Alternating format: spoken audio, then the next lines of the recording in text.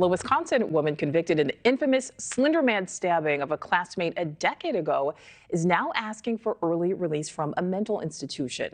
In just a few hours, Morgan Geyser will be back in court petitioning for early release. Her co-defendant, Anissa Weir, was released in 2021. Geyser and Weir were both 12 years old when they stabbed a classmate in a park after a sleepover. This was back in 2014. The classmate, though, did survive.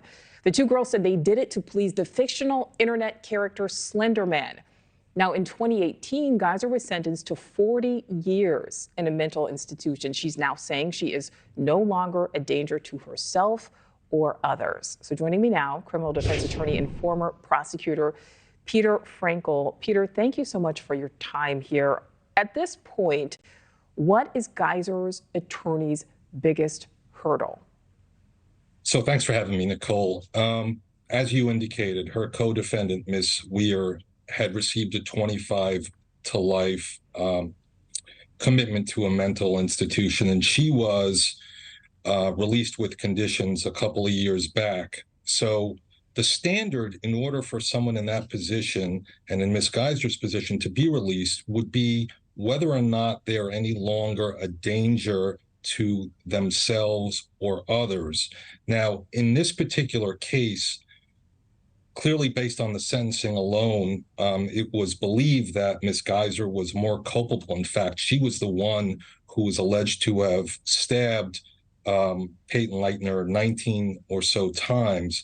So I have to believe that the attorney, Tony Cotton, believes that there is a sufficient record at the Winnebago Mental Health Facility to support this petition. Keeping in mind, I believe that he's made this petition twice before and withdrawn both of them. Yeah. And I was going to ask you about that because most recently they made this same request, or at least a similar request, in 2022, but they withdrew that petition 2 months after they filed it. Do you think the same thing could happen this time? I do think so. And I think what likely happened is Judge Boren is going to order an examination take place, and then subsequent to that, there are 30 days for this report to be produced, give or take. And I think likely what happened in the past was Tony Cotton believed that the report was not going to be sufficiently positive to allow for her release, and it's for that reason that he withdrew the petition.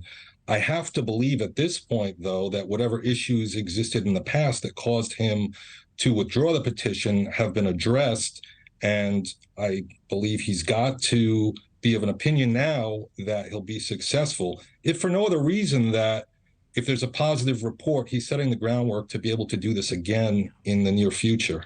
All right, so Peter, her attorney is saying that she's made, quote, great strides. So kind of put us into the mind of the judge. What goes into a judge's determination if it makes it that far? Let's say if it's not, in fact, retracted.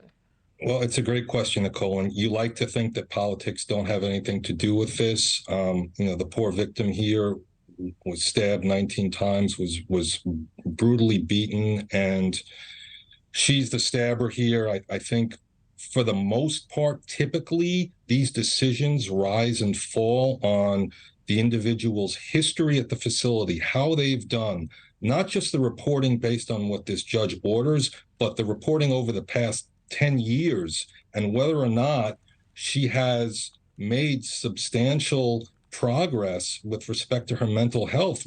Keeping in mind, she was originally diagnosed as a schizophrenic. So there were reports that her behavior in jail was consistent with that.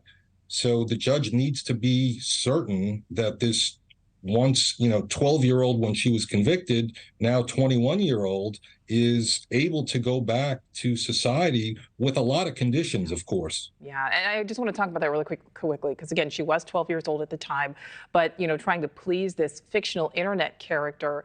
Let's say she is released. How would the court try to ensure that she is not, in fact, a danger to the public, to others?